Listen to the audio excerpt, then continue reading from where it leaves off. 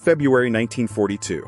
Mandatory Palestine stands on the brink of an unprecedented catastrophe, compressed into just 2 weeks that would forever alter Jewish history. The Yishuv was already fractured by war, politics, and harsh British rule, but nobody could foresee the dual tragedies about to strike back to back. Eli, a 32-year-old man living in Jerusalem, walks the quiet, tense cobblestone streets, unaware that history is shifting beneath his very feet.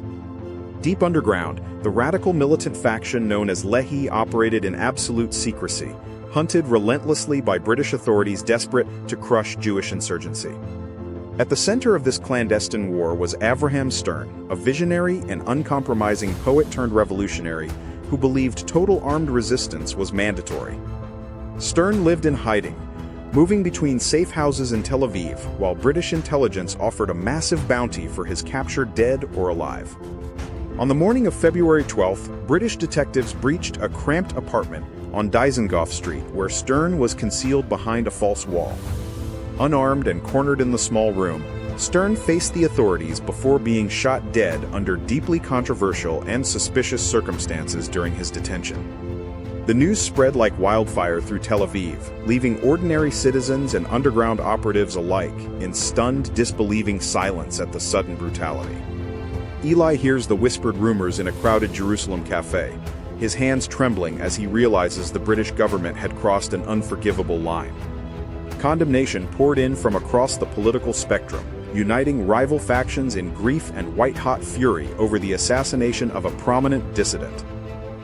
Funerals for fallen resistance figures became massive political demonstrations, drawing thousands of mourners despite heavy British patrols watching every single move closely. Yet before the shock of Stern's killing could even begin to settle, an even greater humanitarian nightmare was unfolding far across the sea. The dilapidated passenger ship Struma sat trapped in the freezing waters of Istanbul, carrying nearly 800 desperate Jewish refugees fleeing Nazi Europe. Having escaped the horrors of Romania, these families pinned their final hopes on reaching the safety of Palestine under British mandatory control. But British authorities ruthlessly denied entry certificates, citing rigid wartime immigration quotas and ignoring the lethal peril waiting for the passengers back home.